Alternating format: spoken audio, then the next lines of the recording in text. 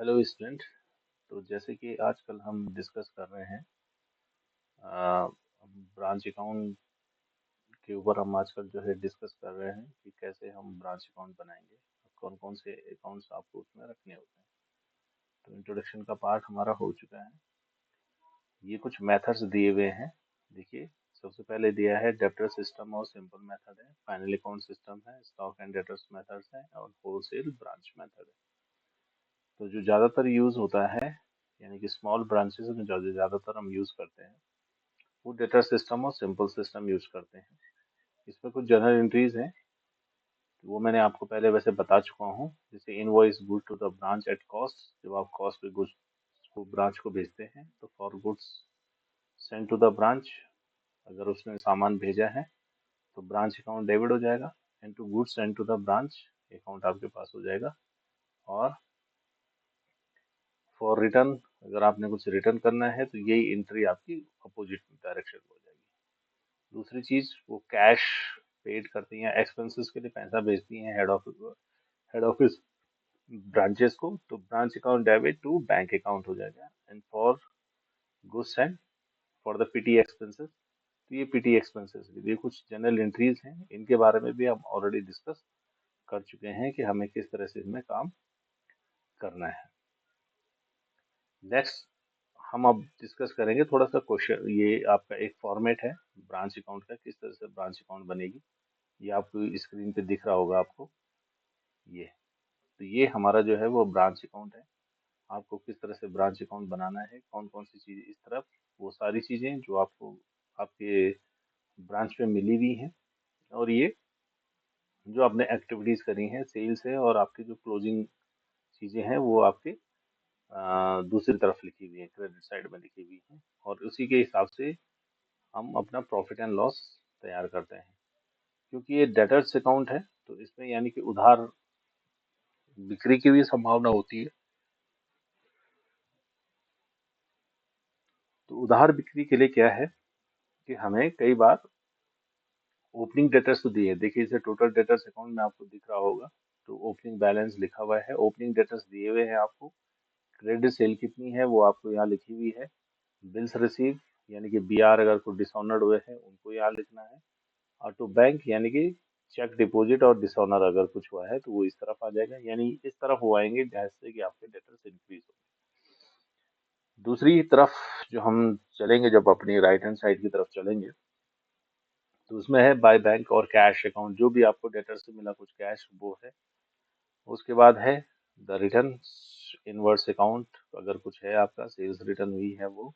Bills receivable है, discount अगर आपने दिया है, अलाउंस आपके अगर कुछ दिया है, बैड डेट्स अकाउंट में कुछ है।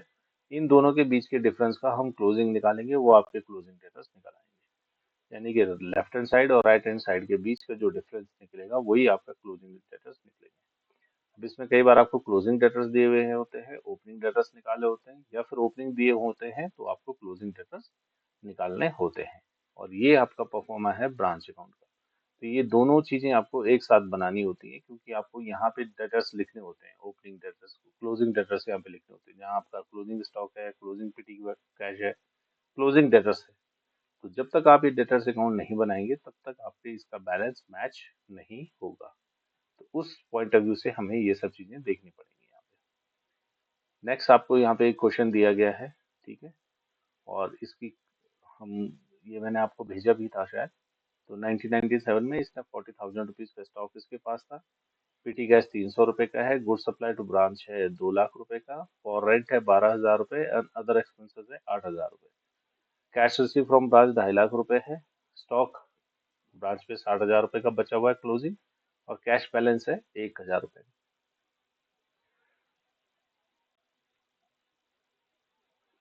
अब यहाँ पे इसकी ये जनरल एंट्रीज होती हैं। तो मेरठ ब्रांच अकाउंट 40,300 कैसे आया। ब्रांच स्टॉक आपके पास ओपनिंग बचा हुआ है 40,000 रुपीज का, और पीटी कैश का अकाउंट बचा हुआ है 300 रुपीज का। तो इन दोनों को मिला के 40,300 हुआ। फिर मेरठ ब्रांच को आपने गुड्स सेंड किया 2 लाख रुपए का, उसकी हमने यहाँ पे एंट्री कर दी।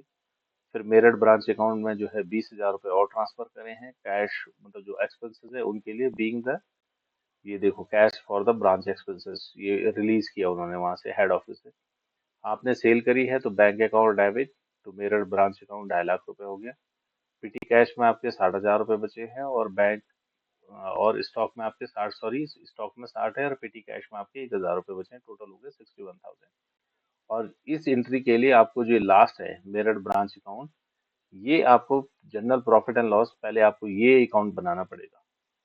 ब्रांच अकाउंट बनाएंगे, फिर जो प्रॉफिट एंड लॉस आएगा उसको हम यहाँ ट्रांसफर करेंगे। तो ब्रांच अकाउंट बनाने के लिए आपने क्या किया है, स्टॉक आपके पास था 40,000 रुपए का, पीटी कैश है 300 रुपए का, गुड्स 2 लाख रुपए का सप्लाई हुआ, रेंट 12,000 रुपए दिया, 8,000 रुपए अलग एक्सपेंसेस 20 हो गए। इधर आपके बैंक में सेल हो गई और क्लोजिंग स्टॉक आपने इधर लिख दिया, इन दोनों का डिफरेंस निकाला, ये हो गया 50,700। और ये आपका प्रॉफिट है, जनरल प्रॉफिट। इसको हम यहाँ पे जनरल एंट्री में करेंगे कि Meerut branch account 50,700 and to general profit and loss account 50,700 rupees. तो ये हमारा पहला क्वेश्चन है, बिल्कुल सिंपल क्वेश्चन है, इसको आप आराम से कर सकते हैं और समझ सकते हैं। इसमें आपको कोई भी, लेकिन क्वेश्चन पेपर में आपको इस तरह का नहीं मिलेगा। क्वेश्चन पेपर में आपको जो थोड़ा सा मिलेंगे, देखो ये नेक्स्ट क्वेश्चन है, इसमें ब्रांच डेटर्स अकाउंट आपके यहाँ बनाया हुआ है। तो क्यों बनाया हुआ है उन्होंने, क्योंकि ये कैश और क्रेडिट दोनों तरह, कैश एंड क्रेडिट सेल दोनों तरह की सेल हो रही है। तो Mamta trading company has the branch in Aligarh, ये लिखा हुआ ऊपर head office. Branch sell both cash and credit, receive daily expenses from head office. Branch expenses are paid by the check of the head office. From the head office, the following particulars है Aligarh branch ये दिए हुए आपको। 6 month की credit sale दी है, cash cell दी है,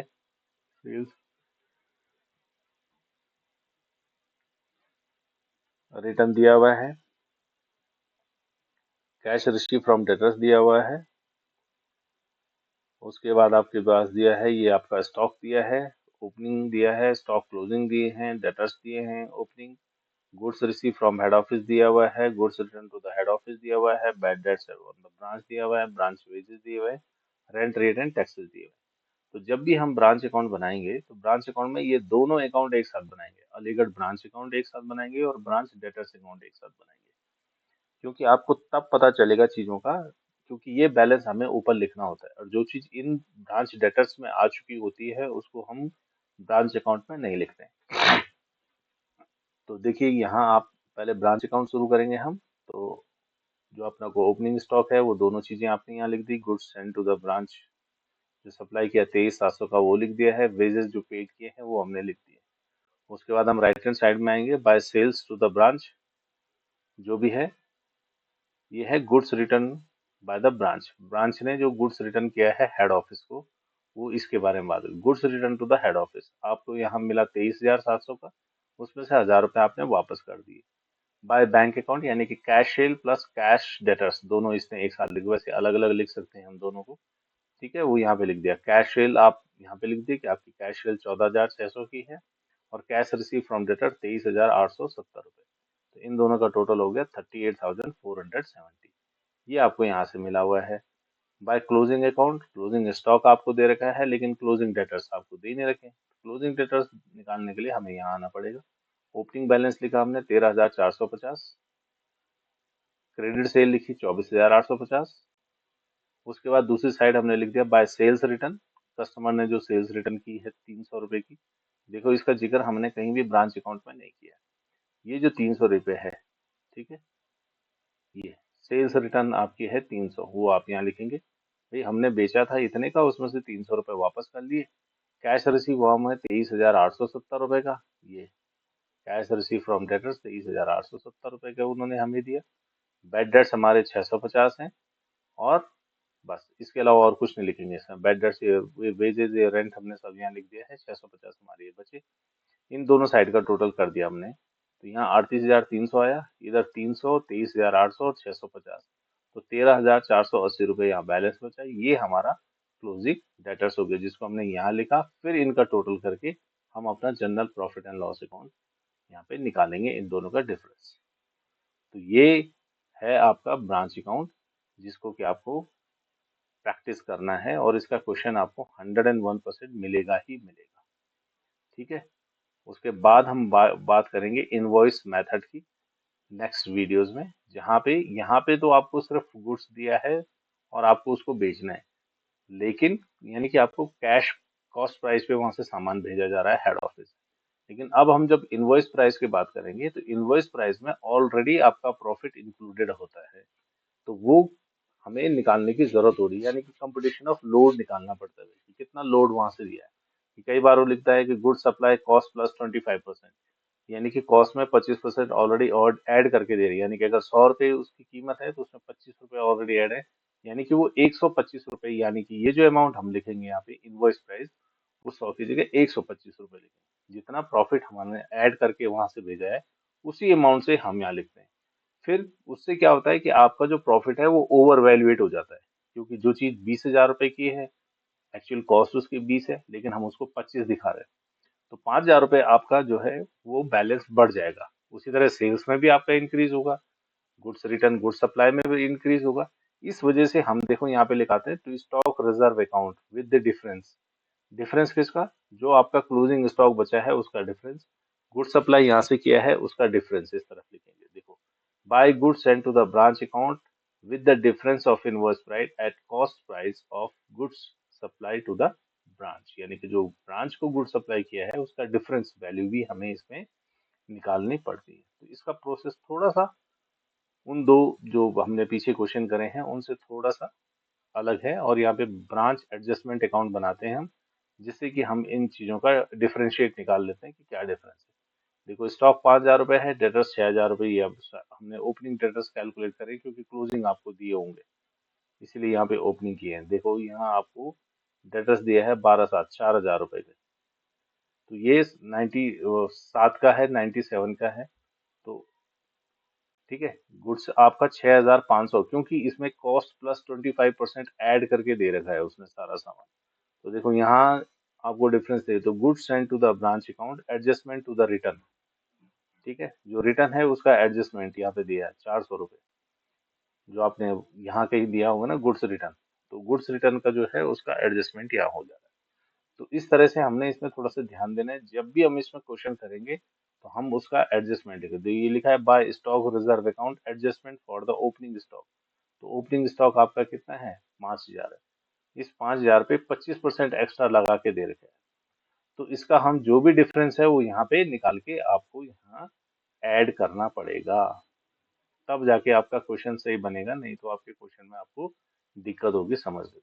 तो आज के लिए इतना ही है, बाकी के वीडियो